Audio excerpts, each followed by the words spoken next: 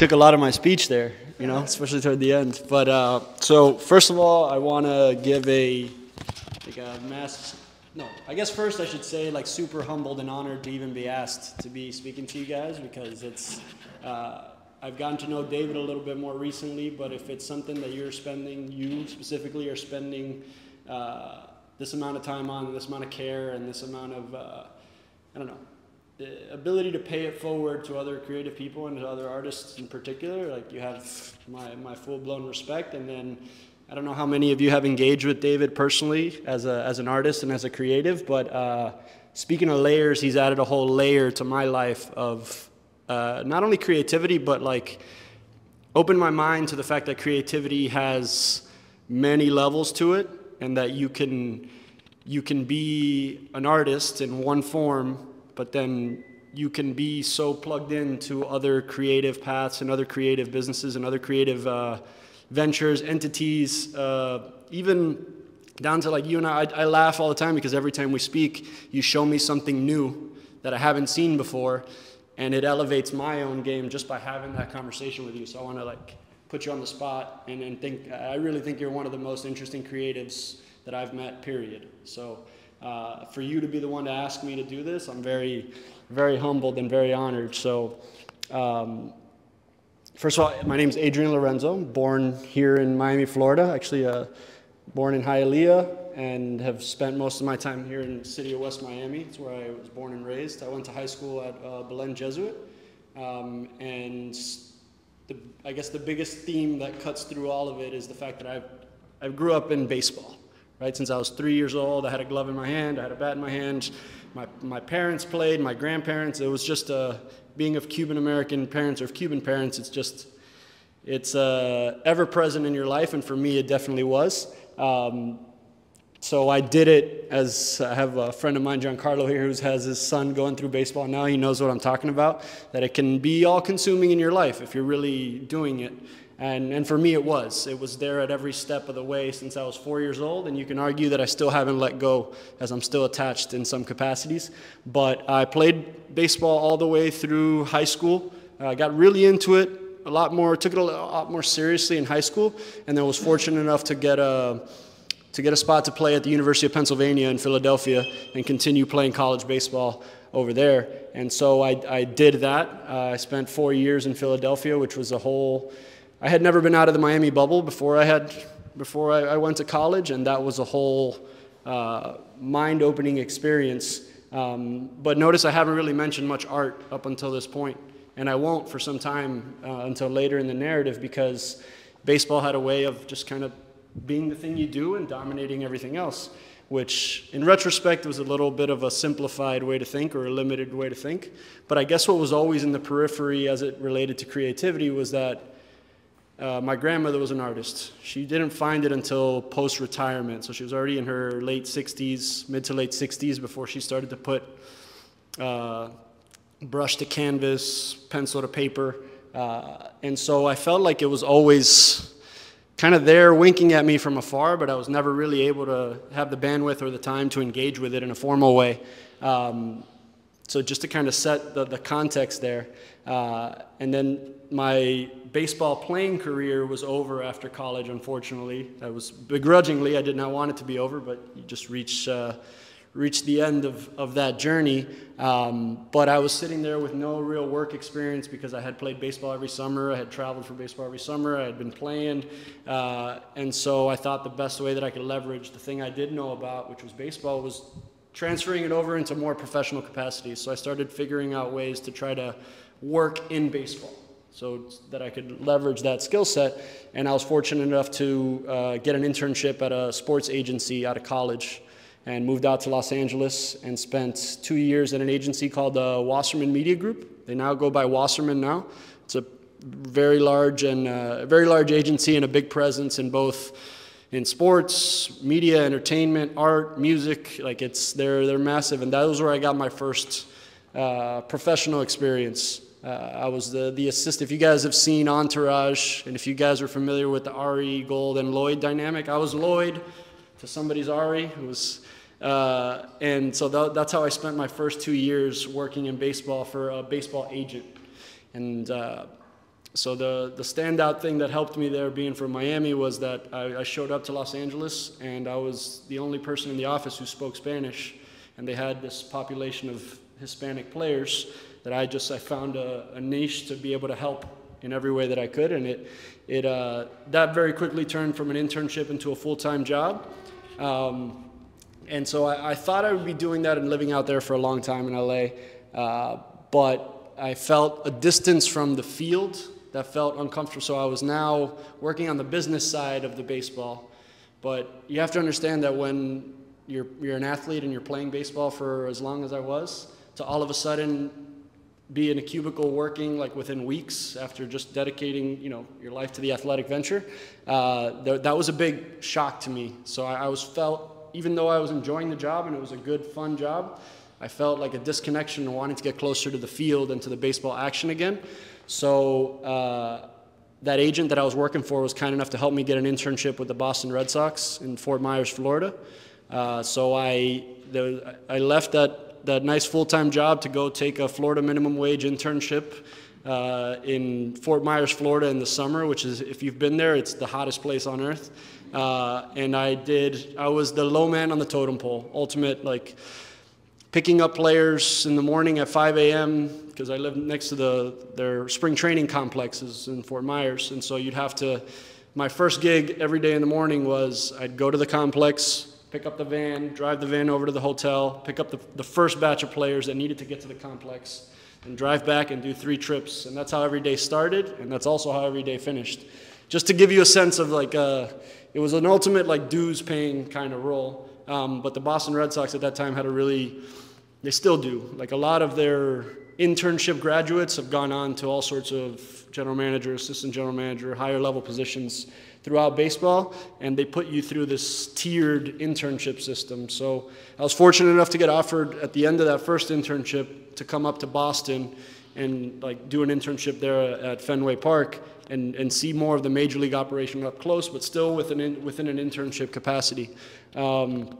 And then I got through that next layer, which was also, I thought I had worked hard the year before, that next year, and introducing the Boston winter was a whole other complexity layer, but was able to get through that and was offered at the end of that second internship a full-time role with the major league team with the Boston Red Sox, where I would spend the next 2 seasons doing all sorts of I was a uniformed member of the traveling major league roster, but doing anything you could think of. Again, another low man on the totem pole kind of catch-all, do-all thing. And then it wasn't until the end of those 2 years spent with the major league club, that my boss at the time, who was running the Latin American operations, needed somebody to kind of be his right hand in the department that he ran, which was it was finding baseball players throughout Latin America. That's really, I can explain the whole complex operation, but that was the gist of it. Going out, scouting and finding and signing players from the international world. So it wasn't just Latin America, but probably 90% Latin America. So I would go on to spend the next 2.5, 3 years as the assistant director of international scouting for the Boston Red Sox. And that was a whole other experience. I spent 21, 22 days out of the month going to the Dominican Republic, Venezuela, Colombia, Aruba, Curacao, Brazil, Panama, anywhere that you've heard of that they play even a little bit of baseball, I've probably been to pretty often. And so I started that journey, which was really eye-opening especially in terms of adding alayers of complexity and depth to my overall experience, both in terms of seeing Latin America in this more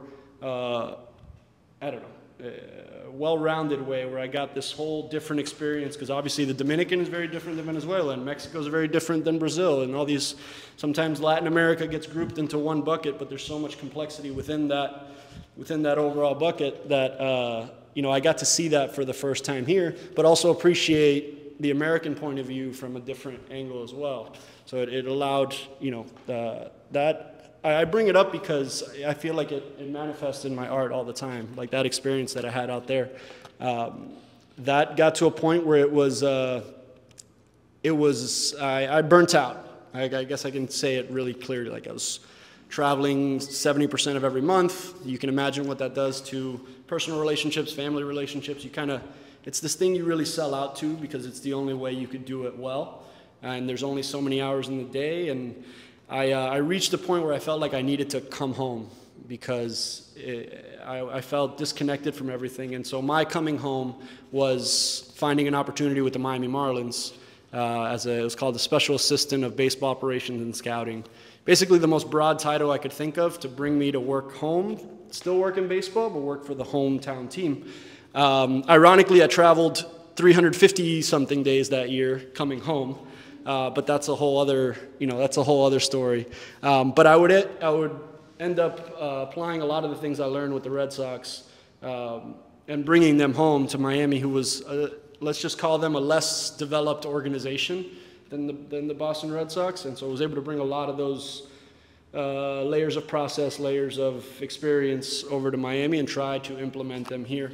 So I would spend the next 6 years between multiple director level positions with the Marlins, trying to kind of beef up and help their overall process. And then at the end of it, kind of circled back around to focusing on Latin America primarily. That's because that's where my expertise base was. And so I spent the last 2 years with the Marlins as their senior director of international operations, which basically anything outside of the U.S. was within my direct purview to handle, and that includes a complex in the Dominican Republic, all the scouting operations that we ran. But I guess this is the point in time, I'd say maybe about 2.5 years ago, 3 years ago, where there was something inside of me that felt very compelled to get out. There was a layer inside of me that I had always felt like a creative person, but I had never had the courage to try to live my life more creatively. I was able to find little creative pockets, like creative ideas, creative way to scout a player, a creative find a market, like in the Bahamas, for example. The Bahamas wasn't a traditional baseball market, but you had to really find a creative angle to develop a market within that. But that was kind of the extent to which I was able to express creativity in the baseball space. I felt like I reached a ceiling of all right, I'm not feeling like I can get this thing out, and I don't even know what that thing was. I just knew I had something, an expression that needed to get out, and baseball had kind of not allowed me to do it. And so it wasn't until actually I met my present wife that I had mentioned to her that I would always draw very loosely, especially on the corners of pages. That was like my first burst of creativity or artistic expression would come in class or in whatever, drawing doodles on the corners of pages. And I would notice that my audible receptors were on high when I was drawing. I can absorb whatever I was listening to better, so that's where that first came from. And I had mentioned this to my wife Amanda, and she asked me to draw her something, and I'll never forget, it was on a little index card just like this one on the flip side, and she's like, well, what do you draw? And so I drew for her something that looks like the symbols that I have now, and that was the first time I had ever sat to have something organized on a square, put out a piece of art that was going to be for somebody else. All of my other doodles and stuff, that was just for me. But I guess later in this journey, I learned that it isn't really art until you allow other people to see it or you engage with other people. And it was that moment that I did that I guess the dam broke or the seal broke. And after that, I couldn't stop drawing. I couldn't stop wanting to create in every direction that I could. But that said, I couldn't just put aside this thing in baseball that was paying my bills and taking up all of my time.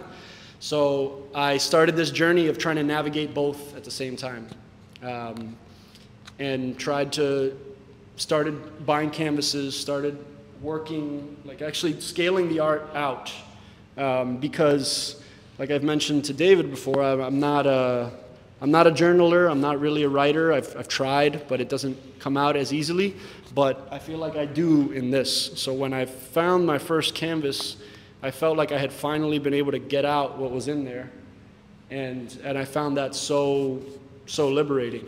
And so that began my artistic journey of snowballing, right? And snowballing, adding layers of complexity to the process, starting to introduce color. My first paintings were just black and white, and they were smaller, and starting to add different layers of complexity and color. And it's snowballing to a point where I was making binary decisions between an art event and a baseball, commitment, when I was trying to do these two things at once.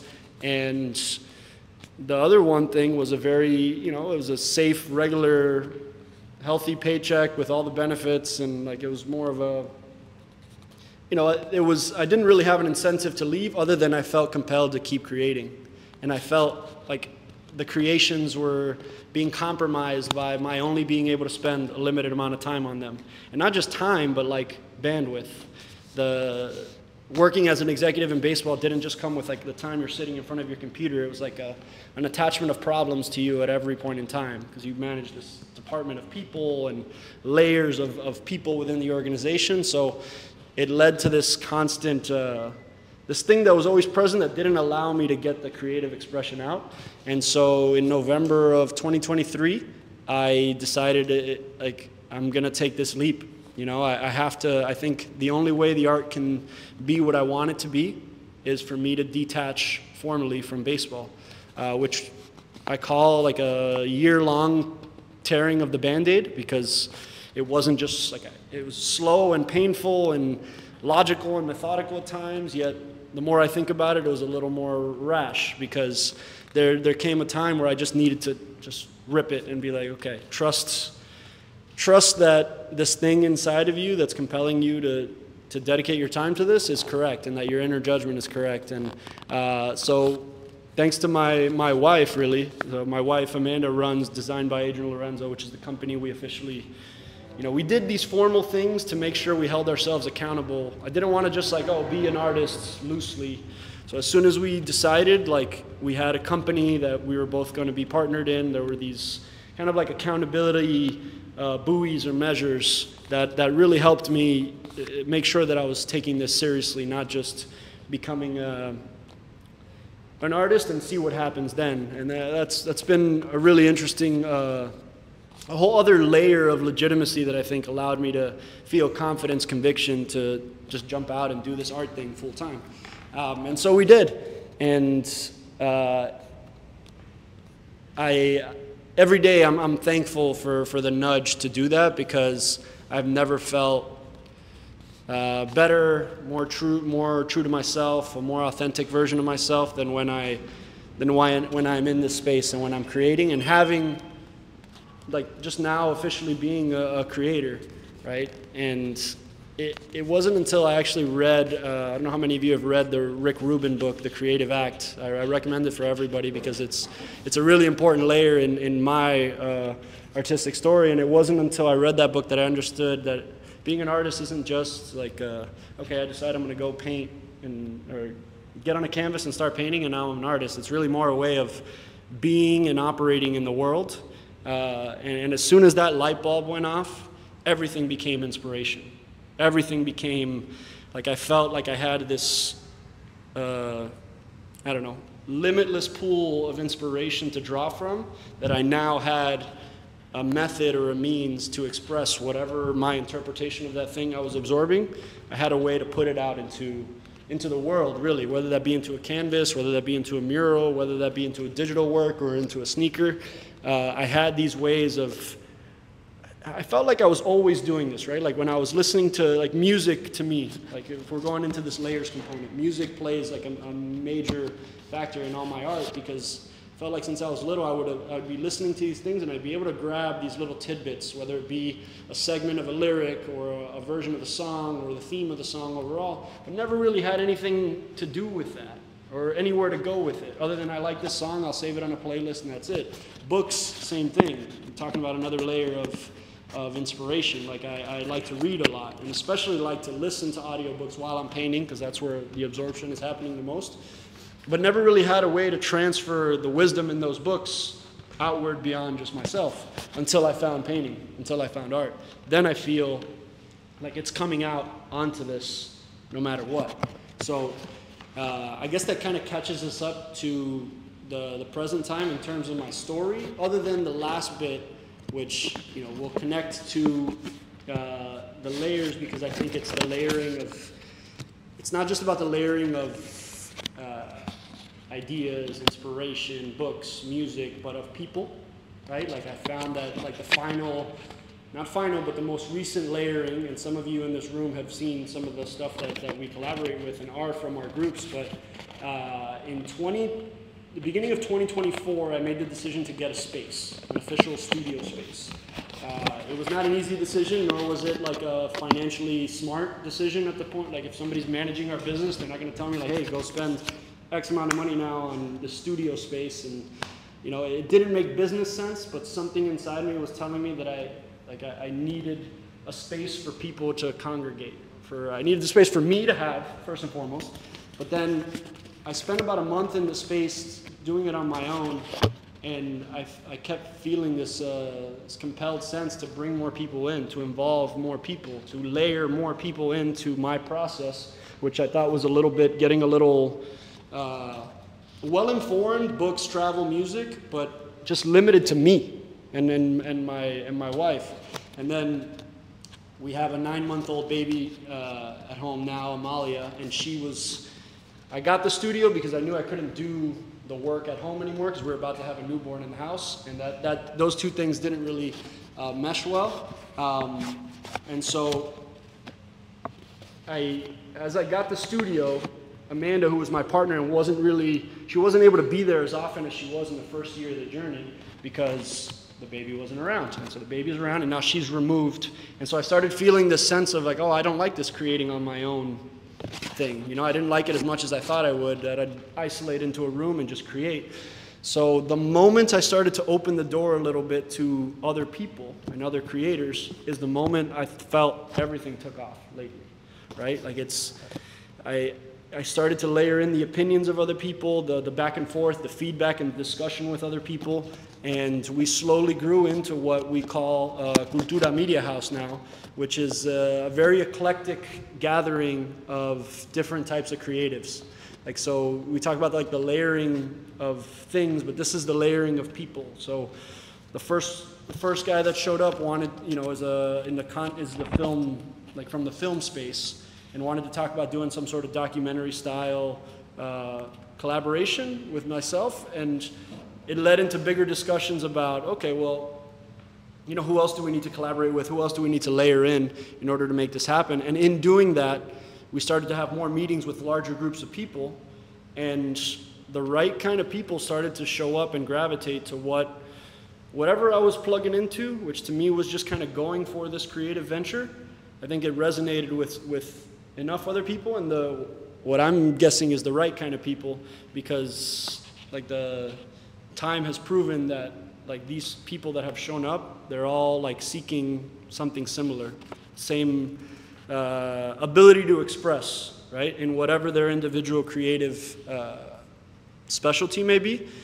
And so, you know, some of the David's here, Giancarlo's here, the CCW champ is here, and we've all been collaborating together, but we've all organized around the fact that creativity is at the center of what we do, and how can we organize around not only this physical space that we're physically in, which I think is a very important layer, the fact that we have the physical in-person location to ideate around and to organize around, but also like the light bulb going off to the fact that we can express our creative abilities and funnel them in a direction that also aligns with contemporary business too. It's not solely just with the desire to be an artist that just, you know, doesn't have any commercial viability. Or at least for me, I'm way too much of a capitalist in that sense. Like I want this to be viable as a business, and it's only through the layering of other people, yourself especially, David, that viability increases.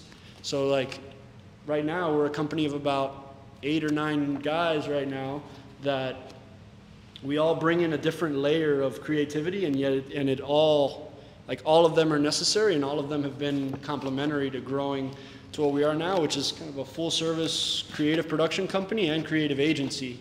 So really trying to leverage the skill sets of the artists in the group, and that kind of catches us up to right now.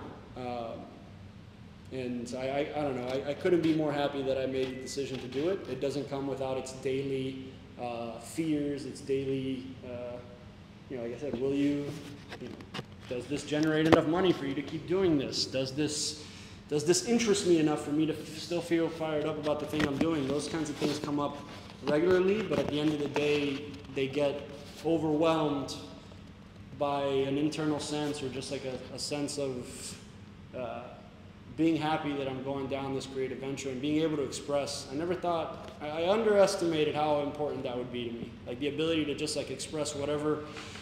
I don't even know if it's coming from inside. Sometimes I feel like it's like coming in from external, and I'm just kind of I make it manifest into my own lens and version, but it wasn't until I found the ability to express whatever that is that I felt a deeper sense of peace, authenticity, like this, what you guys are seeing right here. This is like I said, I don't journal, but this is it. This is my journal for sure. So I guess I thought I'd bring a few pieces here because I think I could more literally show you how layers kind of work into my own craft. So I thought sequentially, this is what a piece would look like in its first or second layer.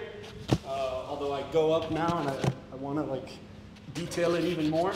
But this is how a piece could look like in its kind of like next layer of evolution.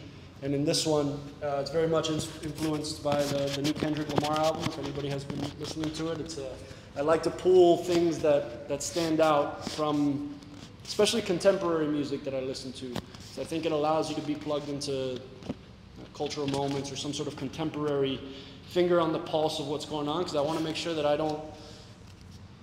want to make sure I have some cultural relevance as an artist, that I'm speaking to things that are actually happening right now and not just solely the things that I like. And that's where I feel the further engagement when I pull in from the culture.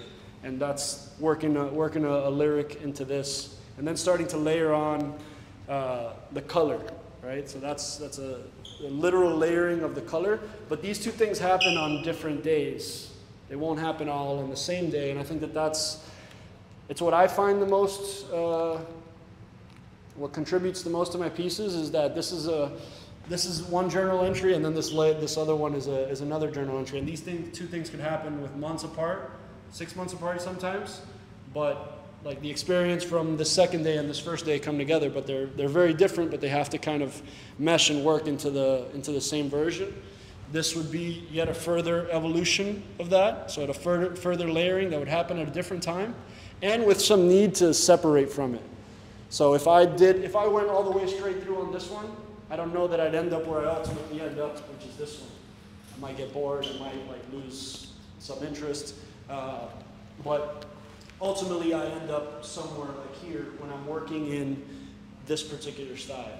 Now, I'm the type of person that I can't, maybe it's a little bit ADHD, I don't know what to call it, but like I need to have another version of expression so let's say I get through painting this, the next day I might really feel more like this, right? Which I see as a whole other, to me I see it as like two sides of the same coin. One that's more, if you're familiar with Keith Haring and more line drawings, it's more similar to that.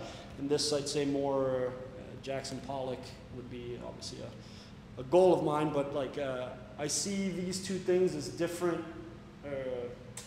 the same expression, just manifested through a different feeling.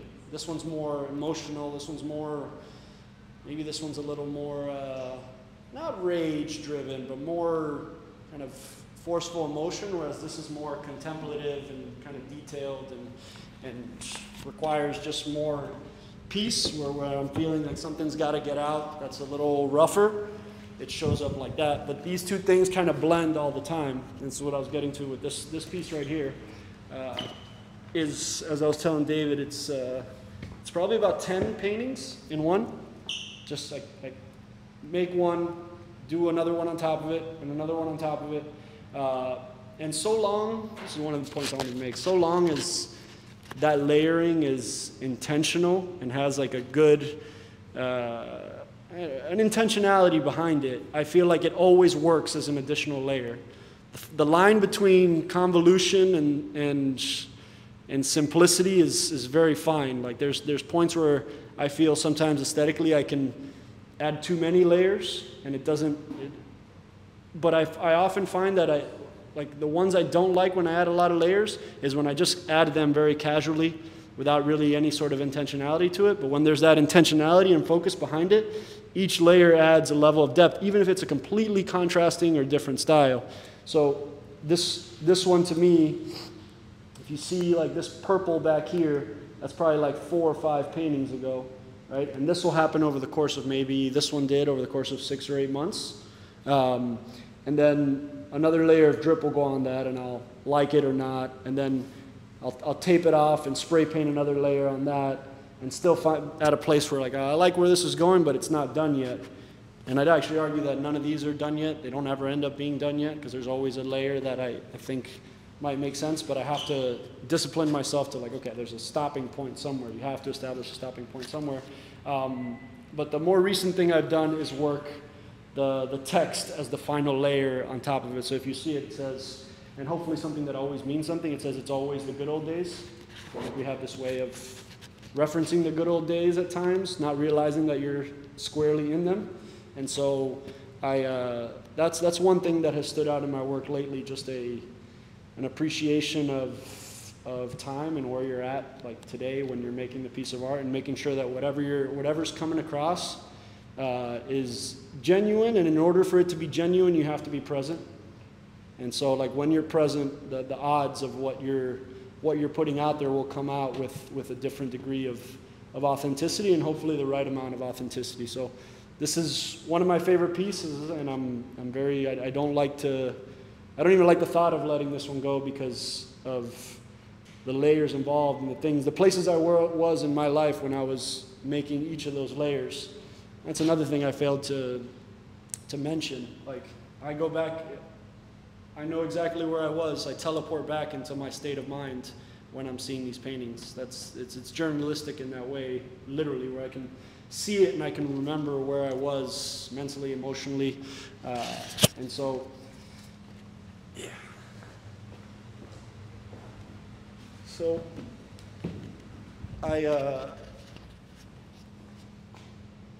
these layers that these paintings have provided me, these layers of depth to my own life, have been just incalculably valuable, and I hope that this is just the very beginning of what this artistic, creative journey looks like.